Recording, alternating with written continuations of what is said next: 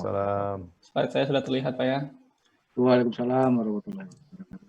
Baik, saya akan menyampaikan mungkin sedikit ini aja, sedikit analogi saja untuk memudahkan kita tentang diskusi tentang keselamatan migas lepas pantai. Saya akan menggunakan ilustrasi pohon supaya kita bisa sama-sama meringkas dari apa yang tadi sudah disampaikan oleh pembicara-pembicara hebat sebelum saya, dari Pak Roy, Pak Yan, dan Pak Asiswoko. Ini perkenalan dulu tentang saya sedikit. Saya Samsul Arifin, sekarang kerja di Pertamina Hulu Indonesia, sebelumnya di Pertamina Hulu Kalimantan Timur di Balikpapan, di Chevron di Balikpapan, di EMP Sembirah di Samarinda, perusahaan nasional oil company kecil, grup EMP Energi Mega Persada. Kemudian sebelumnya juga di EPCI, Engineering Procurement Construction Installation, Multi Production Solution di Jakarta. Kemudian awal mulai saya di safety service company, pandu selamat utama untuk H2S safety service gas detection. Jadi terutama untuk operation di drilling dan juga production yang tinggi H2S-nya. Saya member di IOSH, Institute of Occupational Safety and Health di UK, ASSP, American Society Safety Professional dari Amerika, SPE, Society Petroleum Engineering, IAKI, Ikatan Ahli Keselamatan Kerja Indonesia, Indonesian Industrial Hygiene Association, dan Perhimpunan Ergonomi Indonesia. Saat ini masih kuliah di S3 Manajemen UB. Doakan semoga bisa lulus 2023. Sebelumnya di S1 dan S2 K3 UI. Satu sekarang menikah, 4 anak. Harusnya dibalik ya, 4 istri, 1 anak. Oke. Ini sekitar tadi sudah disampaikan juga oleh Pak Roy tentang gambaran awal dulu industri migas. Ada secara sederhana dibagi 2, upstream dan downstream. Upstream ada exploration production, kemudian di downstream atau di hilir ada refining, penghilangan dan distribusinya. Nah, kalau kita bagi perusahaan migas yang bermain atau yang beroperasi di industri migas, kita bisa membaginya menjadi 2 secara umum, ada integrated oil company dan juga independent oil company. Integrated Oil Company adalah perusahaan-perusahaan yang memiliki operasi dari hulu ke hilir. Nah, si Integrated Oil Company ini juga dibagi menjadi 2, yaitu International Oil Company, perusahaannya bisa diperjualbelikan secara bebas, umum, kita mengenalnya sebagai Seven Sister gitu kan, ada ExxonMobil, BP, Total, Shell, ConocoPhillips, dan juga ini misalnya.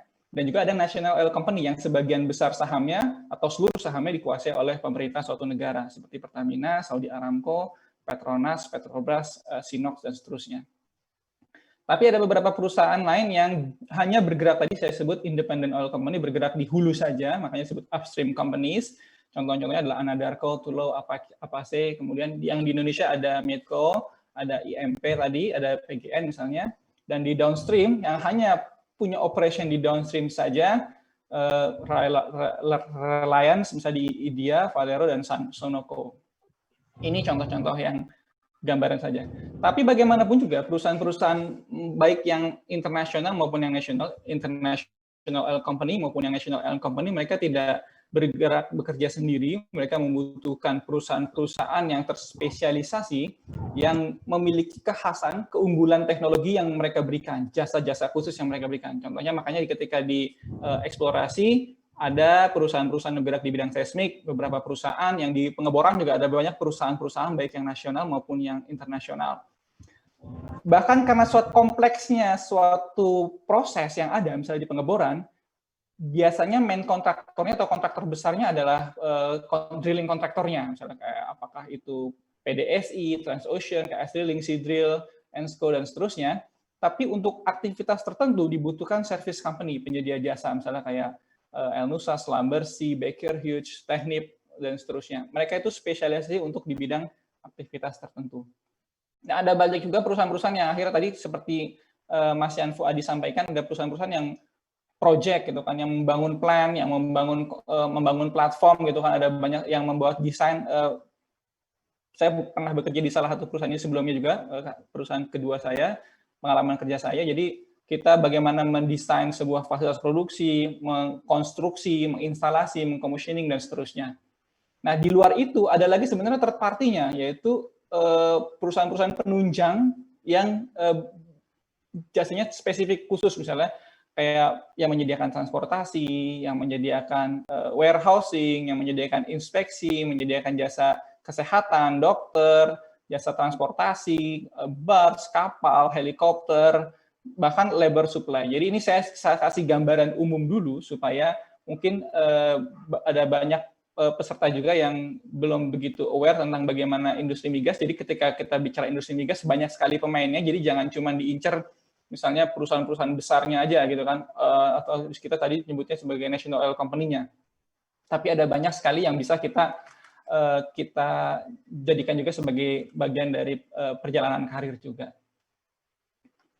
Nah, industri migas ini punya resiko yang sangat tinggi. Tadi Mas Info sudah menyampaikan, karena ada karakter-karakternya. Tadi salah tempat kerja yang terisolasi, yang jauh dari mana-mana, potensi bahaya besar, kebakaran, ledakan, pola kerja 12 jam tiap hari, juga kemudian kita punya schedule yang 2 minggu di lapangan full atau 4 minggu di lapangan full, dan punya paparan expose yang continuous, yang terus-menerus terhadap material berbahaya, kebisingan, getaran, panas, ada pengangkatan di area kerja, dan juga kondisi-kondisi lingkungan yang ekstrim, atau entah itu panas, hujan, kita tidak mengenal operation yang stop gitu kan, 24 jam setiap hari, 7 hari seminggu, produksi migas itu jalan terus.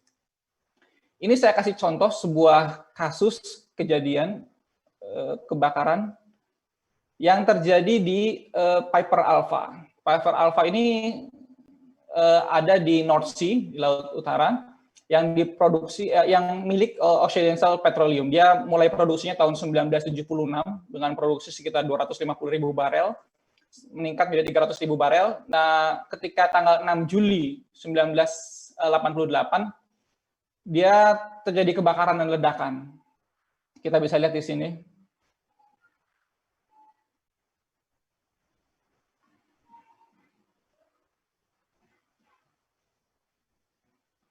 Satu platform terbakar.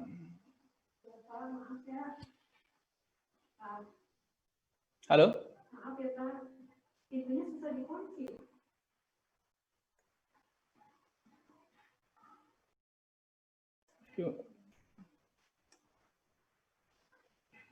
Ya, jadi ini ada kebakaran ledakan yang di platform gitu kan, dan sangat disayangkan ada 167 pekerja yang meninggal di situ. Hanya 61 orang yang selamat. Bahkan kru bot yang 2 orang kru kapal penyelamat tuh juga meninggal. Ada kerugian sekitar 3,4 miliar US dollar dan merupakan kecelakaan terbesar sehingga merubah banyak sekali aspek keselamatan untuk operasi lepas pantai. Nah, ini saya coba contohkan ada beberapa poin-poin tentang major hazard accident di operasi migas lepas pantai, gitu kan. Ada pelepasan hidrokarbon, biasanya akibatnya jadi ledakan, kebakaran, blowout, ataupun tumpahan minyak gitu. Dan ini umum terjadi, bisa jadi dari sumur, dari peralatan proses produksi, maupun sistem perpipaan tadi sudah disebutkan. Bisa jadi karena kontrol operasional yang tidak memadai atau tidak efektif untuk mencegah, mendeteksi, atau menangani kalau ada pelepasan hidrokarbon. Atau ketika kita tidak bisa mampu mengendalikan ignition source-nya, sumber penyalaannya. Bisa jadi karena desain yang buruk umumnya gitu ya, atau tidak standar, dan juga ada kerusakan peralatan akibat korosi maupun maintenance yang tidak memadai. Nah, pelepasan gas ini sangat berbahaya sekali karena bukan hanya saja bikin ledakan atau kebakaran, tapi juga bisa mengakibatkan kematian akibat keracunan gas beracun atau asphyxiation. Misalnya contohnya pada keracunan gas H2S gitu, hidrogen sulfida. Kemudian juga yang lainnya adalah tentang kegagalan struktur damage gitu kan, akibat banyak berkaitan dengan bisa jadi akibat berkorelasi dengan service year facility ataupun umur fasilitas produksi tersebut di platform, maupun juga akibat korosi ataupun beban berlebihan atau kejadian ketika ada accident atau ada tabrakan antara baik itu helikopter maupun kapal yang umum ya, atau kren yang diangkat, beban yang diangkat, marine collision misalnya. Dan marine collision ini juga umum gitu kan, umum sekali. Kita punya lapangan lepas pantai kita di Kalimantan Timur, ada barge yang lewat lalu lalang. Beberapa kejadian juga barge-nya tongkang yang di bawah itu lepas dari kapalnya, dari kapal utama ininya, sehingga dia dari tugboat-nya itu lepas pontonnya sehingga terseret arus bisa mengenai platform. Itu bisa menyebabkan kegagalan struktur, akibatnya hilang keseimbangan, dan bisa jadi platform rubuh ataupun jadi kegagalan yang lainnya. Contoh yang lainnya, kalau misalnya kita juga bekerja dengan modus, ya, mobile offshore drilling unit, kita punya rig yang dibawa-bawa, di lepas pantai, apakah itu jack up, ataukah itu tender assist drilling rig, itu semua bisa kita geser-geser. Tapi kalau dia tidak di-handle dengan baik, itu bisa jadi terseret dan juga menghantam platform. Nah, ini semua juga jadi isu, terutama kalau di Indonesia mungkin yang lainnya adalah kegagalan cuaca buruk. Kalau di Indonesia saya belum tahu, kalau di luar negeri yang saya tahu misalnya yang terbaru-baru, yang baru saja misalnya di Laut Kaspia. Di Laut Kaspia juga cuaca buruk itu saking buruknya bisa membuat kegagalan perpipaan, sehingga kegagalan perpipaan akibatnya bocor dan ada kebakaran ledakan. Mungkin bisa di googling sendiri untuk mencari tahu tentang berita itu. Nah, kalau yang lifting sudah umum ya, diangkat, kemudian ada benda yang jatuh. Ini saya coba gambarkan juga tentang evolusi keselamatan, bagaimana awalnya kita berkembang dari perbaikan teknologi, kemudian juga melakukan perbaikan dari sisi pengenalan tentang human factors, berkembang ketika Perang Dunia Kedua, ketika itu banyak terutama di kapal, ketika di kapal perang, bagaimana pesawat-pesawat perang itu, pesawat tempur, bagaimana mulai dicari tahu kegagalan-kegagalan, karena sering sekali ketika menarik tuas untuk mendarat, yang ditarik adalah tuas yang berbeda lagi gitu kan, sehingga akhirnya banyak sekali kegagalan dan berkembanglah ilmu human factor di tahun Perang Dunia Kedua. Kemudian juga berkembang sistem manajemen, dan saat-saat ini ketika situasi pekerjaan semakin kompleks, ada perkembangan teknologi, juga bagaimana cara-cara kerja semakin meningkat, orang-orang yang semakin juga banyak sekali ini ya, kita mengenal yang disebut dengan cognitive complexity. Nah, kita bisa pelajari di suatu tempat lagi. Nah, saya mau mencoba mengilustrasikan keselamatan untuk lepas pantai itu dengan sebuah pohon. Pohon ini memiliki beberapa bagian, saya akan mengambil 4 bagian saja, yaitu akar, batang, cabang, ranting, cabang, dan juga pohon. Dan daunnya, dan daunnya. Kita lihat bahwa ke suatu pohon itu dilihat kalau misalnya dia memiliki batang yang kuat, yang kokoh gitu kan. Ini gambar di sini adalah pohon redwood di California, di Amerika, atau dia ini sangat luar biasa karena bisa tumbuh sampai ketinggian 300 feet atau 90-an meter, 91 meter gitu kan. Jadi batangnya itu sangat tinggi sekali. Nah, di industri migas kita harus memiliki standar konsep yang bagus mengenai industrial code gitu kan. Di sini ada bagaimana kita mengawali berbicara tentang keselamatan kerja, harus berbicara tentang praktek rekayasa teknik yang baik, good engineering practices. Dulu Bapak mertua saya pernah cerita bahwa ketika mengilustrasikan apa sih ciri khas migas, dia mengatakan bahwa ada 2 hal gitu kan, barangnya besar-besar dan harganya mahal-mahal. Jadi secara material ukurannya besar-besar, pipanya besar gitu kan, hingga ketika kena orang itu sudah tidak ada ampun lagi, ketika diangkat kena orang itu sudah nggak ada cerita lagi, cuman lecet-lecet saja gitu kan. Dan juga barangnya mahal-mahal atau investasinya besar, sehingga kita perlu memastikan ketika ada investasi proyek tertentu itu berjalan sesuai dengan tadi timeline yang ditentukan dan juga bisa menghasilkan produksi yang ekonomis. Maka itu untuk menjamin proses ataupun pemilihan decision making untuk sebuah proyek migas itu menghasilkan untungnya baik, maka kita perlu menjamin keselamatannya. Keselamatan ini didapat kalau kita memiliki konsep inherently safety design yang disampaikan atau dikenalkan oleh si Trevor Clance, insinyur kimia dari Inggris. Ada beberapa standar code industri yang bisa kita rujuk. Misalnya di sini saya sampaikan tentang API standar, tentang safe offshore operation. Ada juga yang lainnya misalnya dari ISO, International Organization for Standardization, juga ASME, misalnya American Society of Mechanical Engineer. Kita bisa lihat apakah ASME yang terkait dengan pemipaan sistem gas gitu kan. Sistem gas berbeda dengan pemipaan untuk sistem minyak gitu kan, ada ASME B314 gitu atau B318 gitu kan.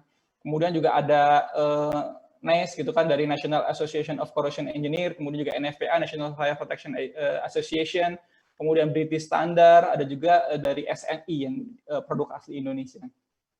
Contohnya NFPA misalnya untuk bikin sprinkler, bagaimana kita comply dengan NFPA 13 atau NFPA 20, bagaimana kita standarisasi dengan stationary pump gitu kan, fire protection-nya. Nah, itu banyak sekali referensi yang harus kita kuatkan. Jadi ketika kita bicara tentang keselamatan migas, kita harus selesai dulu bab pondasi dasar ini.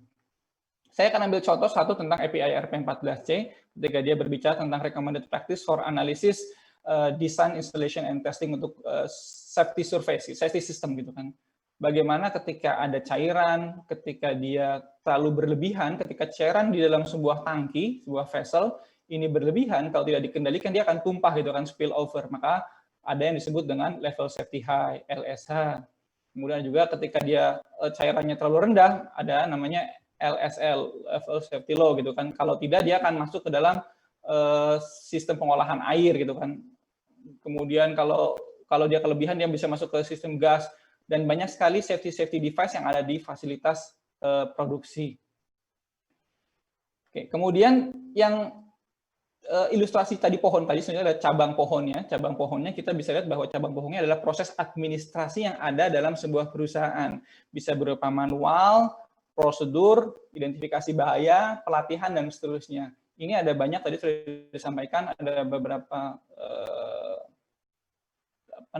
model-model HSE Management System dari punya kita sendiri, dari peraturan pemerintah nomor 50 tahun 2012, di PTK juga di Jasa Migas ada nomor 5 tahun 2018. Konsep-konsepnya juga punya kita dari IUGP tentang sistem 510 gitu, tentang Operating Management System Framework yang merupakan revisi dari IUGP 210. Kemudian ada API RP54. API RP54 ini recommended practice untuk safety di oil and gas drilling. 54 itu drilling, 74 itu di onshore operation, safety management system di onshore operation, 75 itu di offshore operation, 76 itu untuk kontraktor safety management system, dan 1173 ini tentang piping untuk pemipaan gitu kan, untuk pipeline safety management system. Karena banyak sekali kejadian itu peledak sistem pipa kebakar atau sistem pipa meledak karena bisa jadi digeruk orang ataukah ada kebocoran dan seterusnya. Kalau yang ISO udah standar ya, ISO series ada 45001, 14001 tentang environment, dan 9001 tentang quality. Kalau yang di ENVI kan lebih ke arah tools untuk menilai ya. Dia bisa, tapi kita bisa jadikan sebagai referensi untuk reverse engineering. Kita lihat daftar-daftar pertanyaan yang ada di situ, kemudian kita jadikan sebagai bahan untuk mendevelop sistem manajemen kita. Nah, di sini juga safety management system juga kita bisa lihat bahwa banyak perusahaan yang menerapkan life saving rule itu kan. Life saving rule apa sih? Life saving rule menyederhanakan praktek-praktek keselamatan pada pekerjaan-pekerjaan yang berisiko tinggi.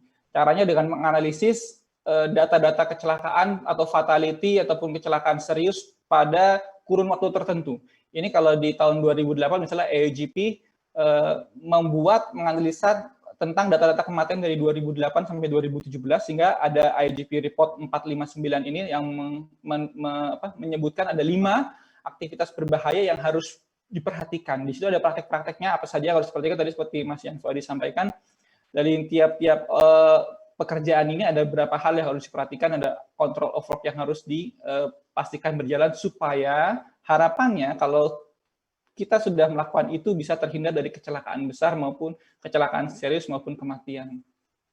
Dari bypass safety control, confined space, driving, energy isolation atau orang mengenal LOTO, hot work, line of fire, mechanical lifting, work alteration, sama working at height.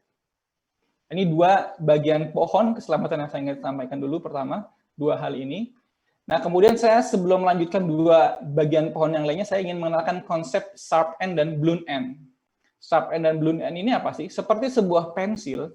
Sebuah pensil itu kalau kita mau nulis dua ujungnya ini kita pakai. Ada sisi ujung yang tajam, juga ada sisi ujung yang tumpul gitu kan. Nah, di sisi ujung yang tajam itu adalah para praktisi, teknisi di lapangan, operator di lapangan yang berinteraksi langsung dengan proses kerja atau lingkungan kerja yang berbahaya. Sedangkan sisi yang tumpul adalah regulator, administrator, pengambil kebijakan, pemasok teknologi, supplier, manajemen organisasi, planner, dan juga orang-orang yang di office yang dia mencoba mengelola organisasi bagaimana mengelola sumber daya yang ada dengan keterbatasannya supaya bisa mencapai balance antara keseimbangan antara keuntungan dan juga tuntutan dari pekerja di Sharp End untuk mencapai tujuan organisasi. Nah, ilustrasi akar dari memang sebenarnya kita harus sadari betul bahwa aspek manusia ini baik sisi manajemen maupun sisi pekerja di lapangan itu kedua-duanya itu punya peranan yang berbeda. Di pekerja di lapangan itu biasanya active failure kita melihatnya. Kalau si James Friesen menyebutnya sebagai active failure, ada kegagalannya langsung gitu. Kita bisa lihat, oh makanya orang-orang gampang sekali menyalahkan pekerja di lapangan karena dia terlihat kesalahannya. Padahal orang-orang yang ada di sisi blue end itu juga bisa menyebabkan latent condition ketika dia mengambil decision yang pada gilirannya mungkin tidak langsung menyebabkan kematian atau kecelakaan serius, tapi itu memberikan bahaya bagi organisasi dalam jangka panjang. Baru kemudian ketika kondisinya tepat, dia bisa menyebabkan kecelakaan. Nah, ilustrasi akar ini dalam pohon kita lihat bahwa saya melihat bahwa manajemen komitmen itu sebagai sebuah komitmen manajemen. Dia harus menyediakan organisasi dengan unsur hara ataupun nutrien yang diperlukan oleh sebuah pohon mencari. Maka dari itu manajemen harus memberikan dukungan finansial, waktunya, perhatiannya, baik itu budgeting, melakukan site visit ke lapangan, review laporan, partisipasi dalam rapat-rapat keselamatan untuk menunjukkan bahwa mereka itu benar-benar genuinely peduli gitu, peduli dengan benar-benar. Dan juga bisa memberikan example role model ketika dia itu bilangnya, oh safety number one, keselamatan nomor satu, tapi tidak menunjukkan hal itu di lapangan, maka pekerja akan memberikan apa yang kita, jadi gini, ketika kita berkomunikasi, yang kita lihat itu lebih kita masukkan ke dalam diri kita dibandingkan apa yang kita dengar gitu kan. Jadi kita ngelihatnya berbeda dengan apa yang kita dengar, yang kita lihat yang akan kita jadikan sebagai fokus perhatian kita. Dan bagaimana respon manajemen harus baik supaya dia memberikan dampak yang baik. Misalnya ada pekerja yang menyampaikan bahwa kita punya gangguan, masalah keselamatan di lapangan. Ketika responnya adalah memarah-marahi pekerja tersebut, maka yang terjadi apa? Kedepannya pekerja tidak akan lagi melaporkan ketika ada gangguan atau kesulitan keselamatan di lapangan. Ketika pekerja yang melaporkan kecelakaan, direspon dengan dimarah-marahi atau disalah-salahin, maka kedepannya kecelakaan tidak akan dilaporkan lagi. Maka penting sekali manajemen memahami ini, bagaimana dia memberikan correct respon, memberikan respon yang baik. Dan juga memberikan ini kita juga sama-sama tahu bahwa dia harus memberikan memang akan ada goal konflik itu antara satu sisi produksi dengan keselamatan, tapi dia harus memberikan trade off lah, balance yang seimbang antara kedua hal tersebut. Kemudian yang terakhir, yang keempat adalah Sharp End tadi, bagaimana frontline worker, pekerja di ujung lapangan itu, dia adalah kita kategori bisa dianggap sebagai daun yang mutlak diperlukan karena di sini terjadi proses fotosintesa. Kalau belajar IPA dulu gitu kan, ada fotosintesa memasak antara proses hara yang dari akar gitu kan kena sinar matahari gitu kan. Nah, di pekerja inilah yang harus kita libatkan. Kita harus libatkan mereka lebih banyak karena bagaimanapun juga mereka ini yang lebih paham tentang bahaya di lapangan. Lebih paham bahaya di lapangan, lebih memahami bagaimana cara kerjanya, dan keterbatasan yang ada di lapangan. Seperti tadi Mas Yanfodi juga menyampaikan, di lapangan itu ternyata ada constraint, ada keterbatasan bahwa kondisi sumurnya itu sangat sempit, sehingga dia tidak bisa melakukan pekerjaan secara ergonomis. Bagaimana kita mampu menjalankan pekerjaan secara safe, secara sukses gitu kan. Di lapangan ternyata begini, panas, ternyata ini, dan seterusnya, itu makanya perlu dilibatkan karena mereka yang lebih paham bagaimana buat kerja secara selamat. Dan ini sangat serius sekali, makanya saya ingin tekankan ketika membuat prosedur, ketika melakukan identifikasi bahaya, ketika melakukan risk assessment, kerja di lapangan harus dilibatkan karena mereka bisa untuk membuat prosedur tersebut berfungsi, untuk membuat prosedur bekerja ya harus dengan mereka. Karena mereka nantinya kalau tidak, mereka akan melakukan adaptasi lokal, ketersediaan sumber daya yang adanya apa, sedangkan persyaratannya terlalu tinggi, tapi kalau mau mencapai target pekerjaan, tidak akan bisa tercapai. Makanya saya pernah dengar ketika dulu saya masih di lapangan, masih menangani operation gitu kan, kalau kita ngikutin prosedur terus, maksudnya nggak bakal selesai kerjaan ini, Mas. Nah, makanya kata-kata itu bisa muncul ketika kita tidak melakukan mengakomodir concern atau partisipasi dari pekerja di lapangan. Ini saya sampaikan, saya tampilkan saja ada 5 hal yang prinsip-prinsip HOP, Human Organization Performance, bagaimana performance manusia kalau kita mau memaksimalkan, mengoptimalkan performance tersebut, kita harus juga memperhatikan beberapa hal ini. Karena bagaimanapun juga orang-orang di sub-end lah yang berhasil menyelesaikan konflik kepentingan. Ada antisipasi bahaya, ada mengakomodir perbedaan, ada surprise di lapangan, ada ternyata yang kita nggak tahu, yang tidak diidentifikasi sebelumnya, bagaimana mensiasati keterbatasan, workaround, ada suatu keterbatasan kita punya sumber daya dengan ada kondisi di lapangan, deteksi miscommunication, diperbaiki, baik juga misassessment, kesalahan penilaian di awal. Intinya mereka beradaptasi dengan pekerjaan, dengan ke lokal. Kira-kira itu saja, Pak Ardiono, yang ingin saya sampaikan. Kalau kita ingin memahami keselamatan di lepas pantai, ada 4 hal yang harus kita perhatikan dari sisi good engineering practices, administratif, partisipasi pekerja, dan juga komitmen manajemen. Terima kasih, Pak Ardiono. Terima kasih, Pak Samsul. Terima kasih, bagus sekali kajiannya. Hari ini kita ada beberapa pertanyaan dari para peserta. Dari Pak Roy dulu, Pak Roy.